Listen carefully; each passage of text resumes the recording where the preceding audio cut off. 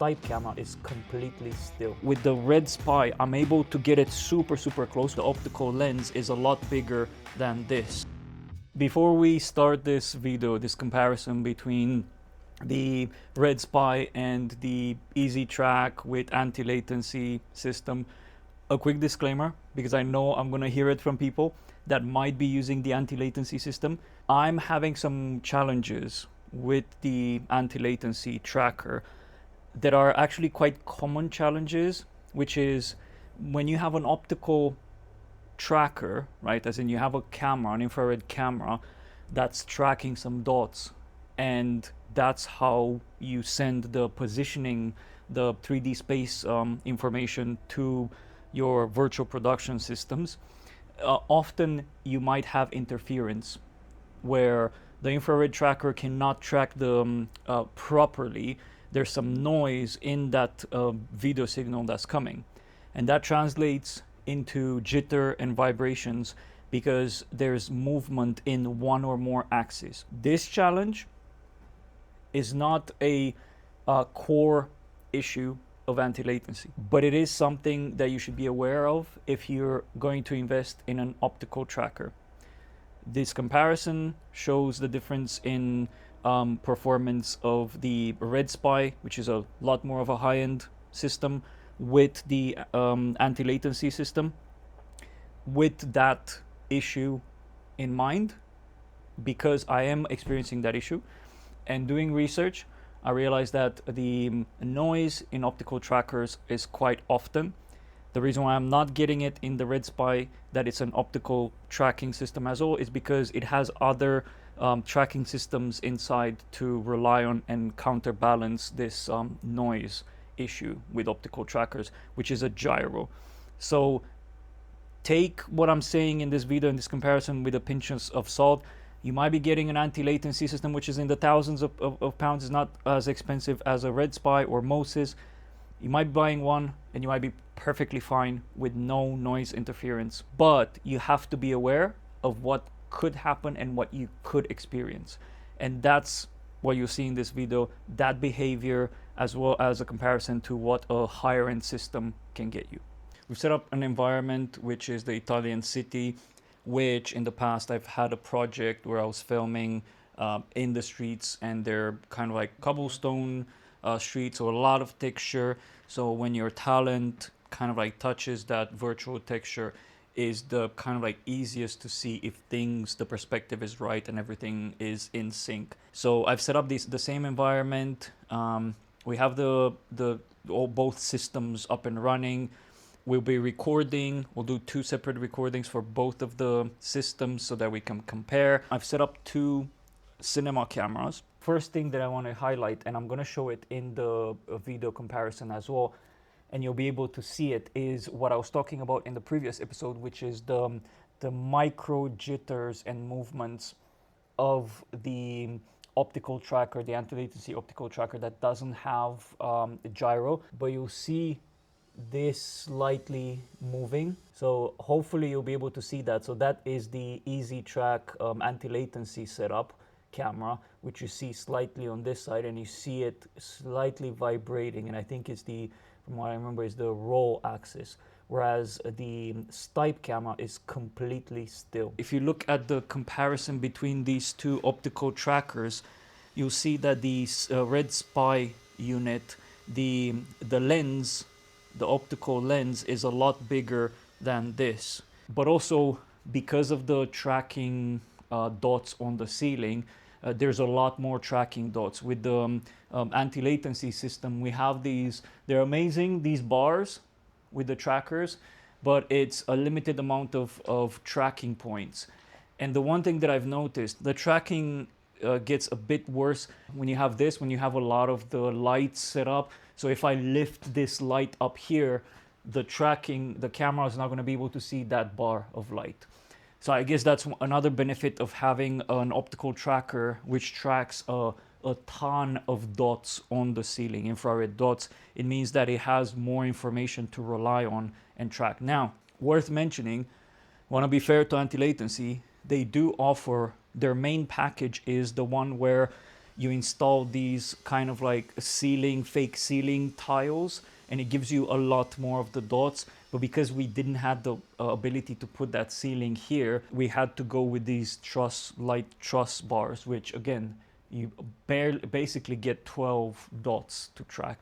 Whereas we probably have what, maybe 50, maybe even more of the infrared dots, the stickers. One trick that I usually do to maintain performance, because I am having basically two 4K cameras coming out of this workstation from Stipe that I have installed, the powerful one that I mentioned.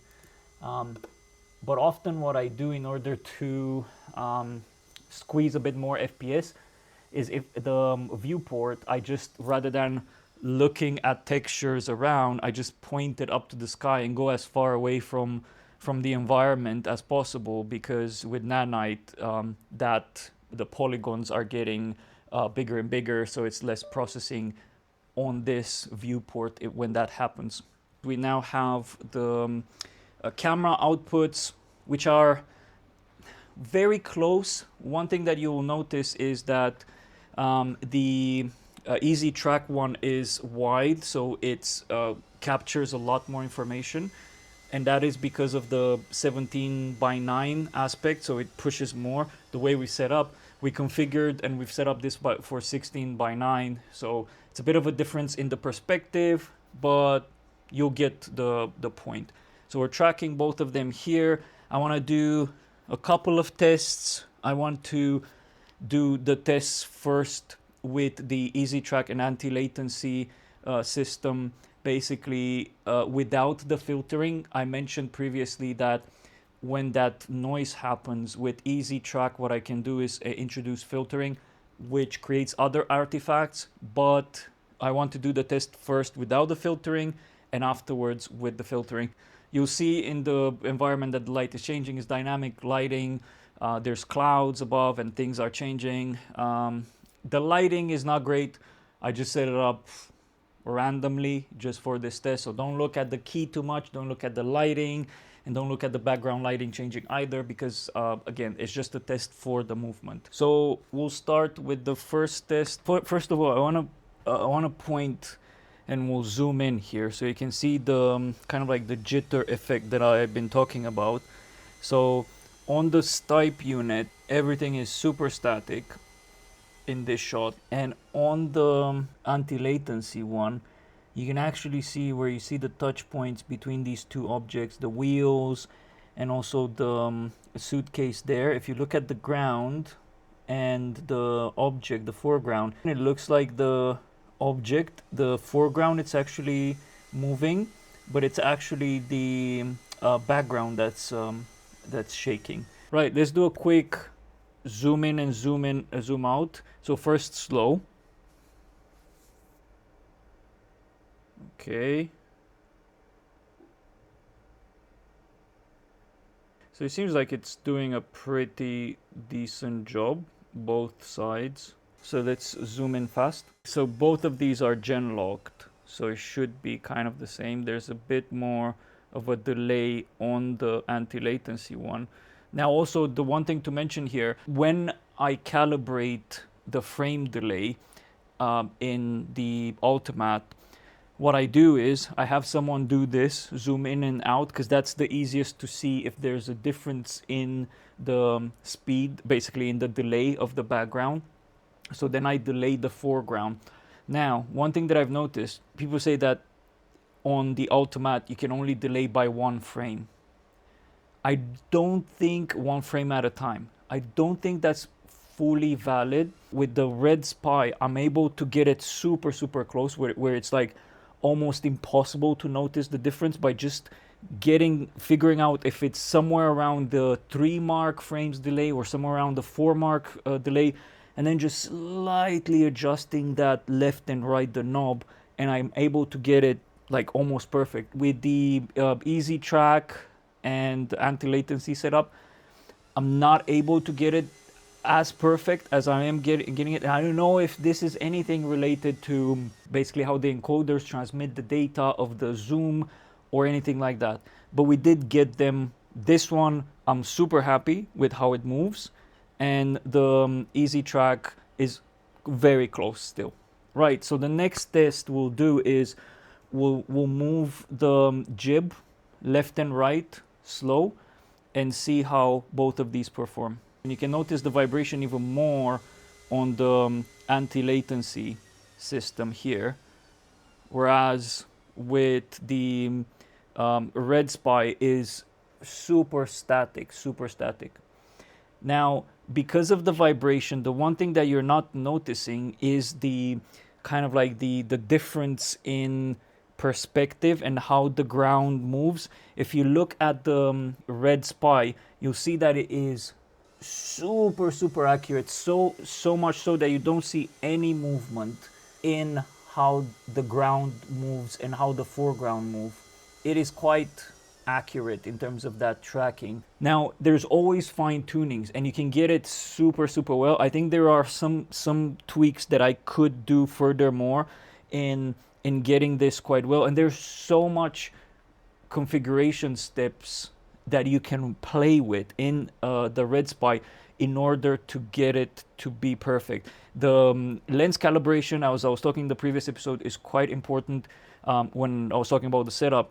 But there's also things like rotation axis, the tilt axis, and all of that stuff that you can tweak slightly in order to get that super fine-tuned. But right now is really good. For the slow movement is really good. And on the anti-latency, you see constantly the bounce. When you're moving the camera, you're seeing it even more. When it's static, is a bit less. Right now, let's pan tilt the gimbal. Again, you see the whole vibration on one side, and on the other, it is super static. The RedSpy, no problem whatsoever. The anti-latency is vibrating. Okay, so now we'll do a bit faster movement. Anti-latency all over the place. There is some sliding of the RedSpy, but again, that's not because of the perspective shift. They may be very, very slightly, but it's more because of the delay. There's still probably a bit of delay to play with in order to get that perfectly. But it's pretty darn good, I would say. And as you slow down, it doesn't slide at all. Anti-latency, it's changing quite a lot, the perspective, and it's not just even left and right. So when you push it, you see the ground going one way and the foreground going slower that way.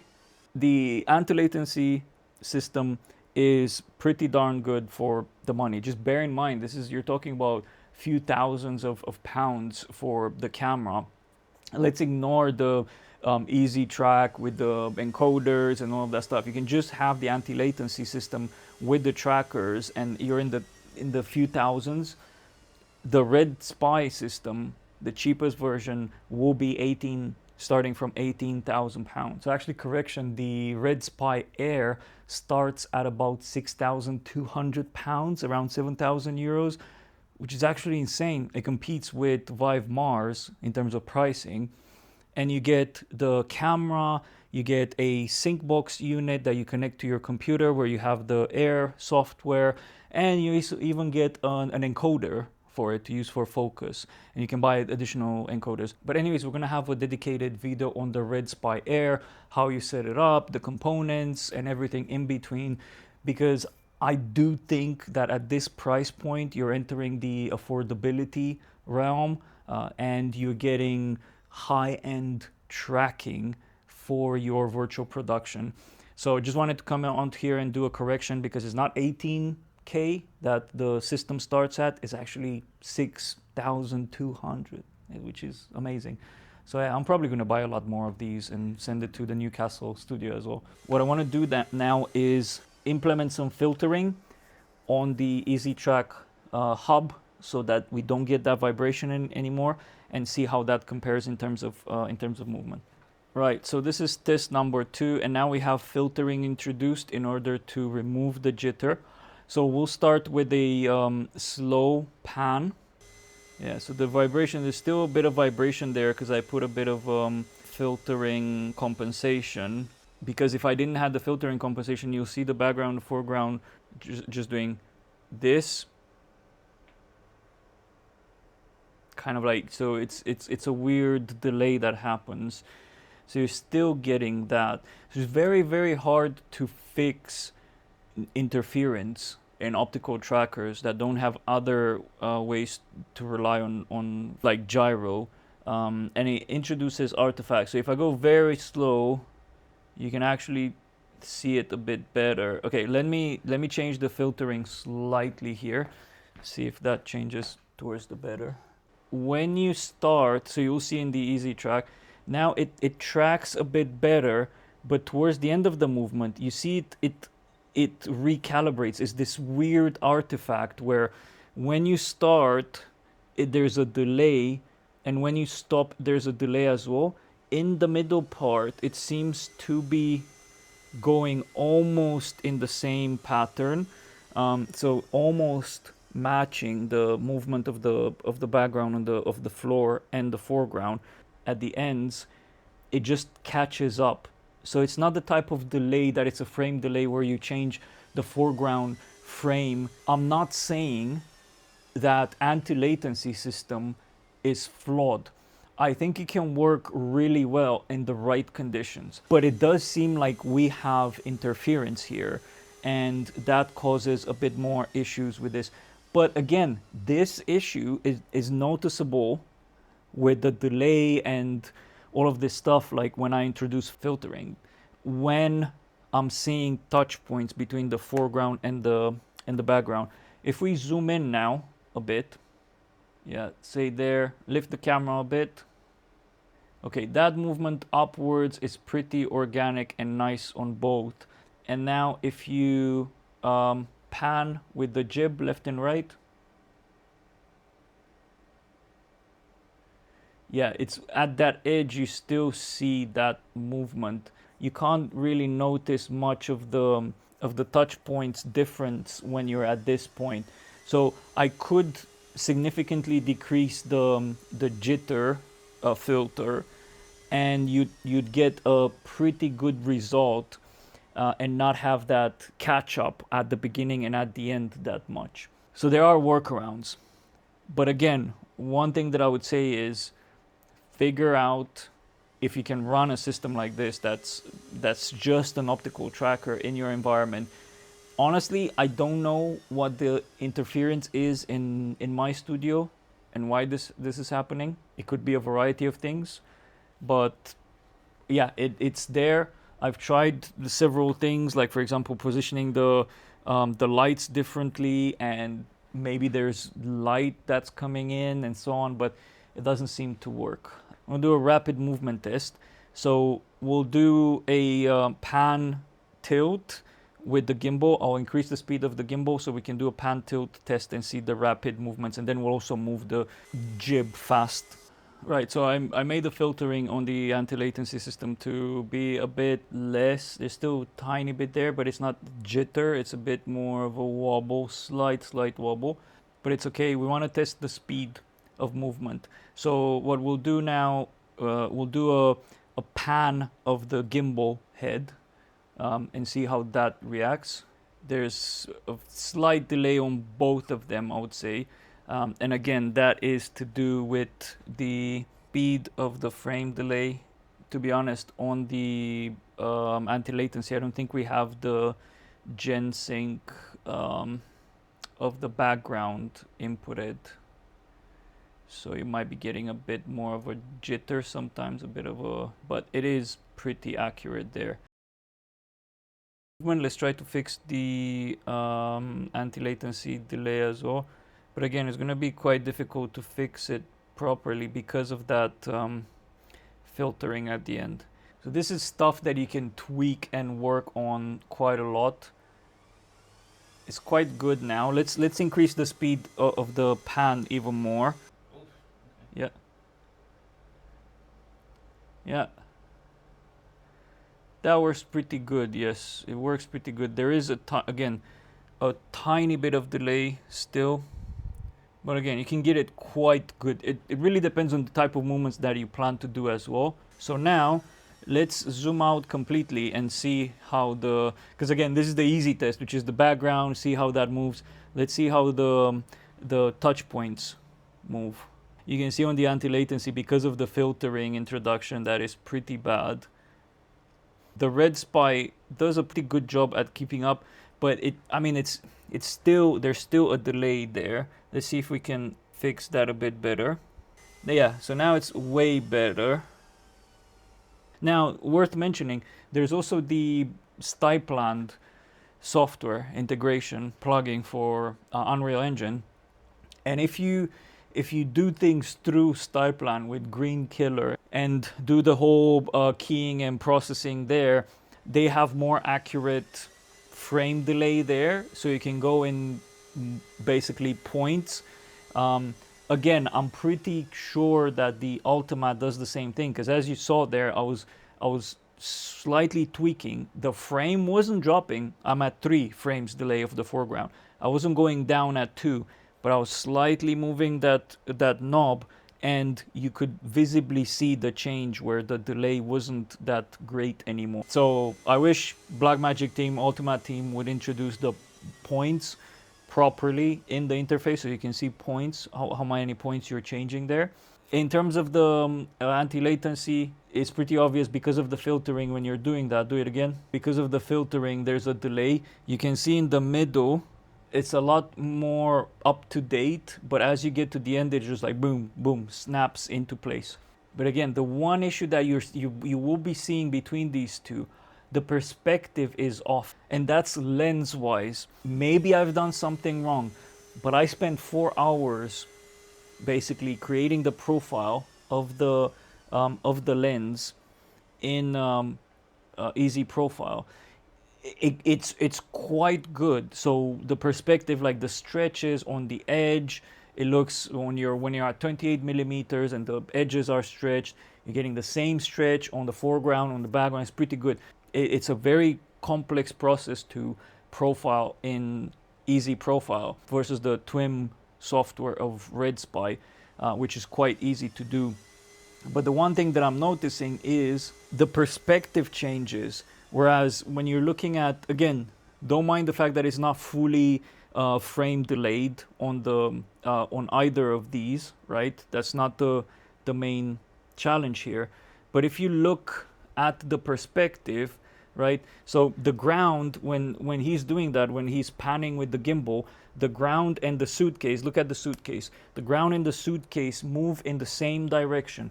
Whereas if I'm looking at the anti-latency one, you see that the ground moves slightly different than the suitcase. So there's a slide in that direction. Whereas here it stays, the ground moves in the same kind of like circular movement as the suitcase. Whereas on the anti-latency one, ground slides differently than the foreground, than the suitcase. That is the lens profiling and calibration, which the perspective and the distortion is slightly off on these two. I guess that's kind of it for now. A bit of a comparison, just to give you an idea of what the more expensive system does and why people kind of like studios that can afford it go for it, versus a budget one. Now the budget one is really good. It's just that it really depends on what you're doing and how well you calibrate things and how clear your studio is, and there's lack of interference for the optical infrared tracker. You could probably get quite close results in some cases to what the RedSpy can get. And the RedSpy is not even fully calibrated in a sense. So you can get it a lot better, a lot more accurate. I just tweaked stuff. I could probably play a bit with the 0 point on the RedSpy as well to get it a bit more accurate. But yeah, that's it.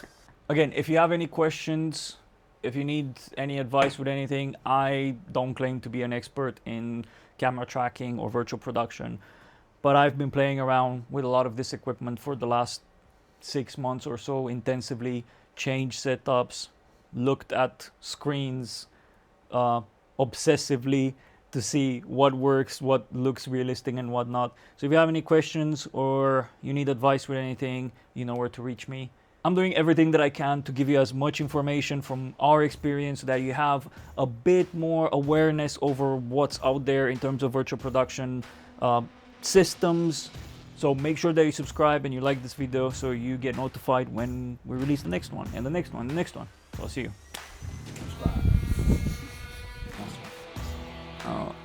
I'll leave that in.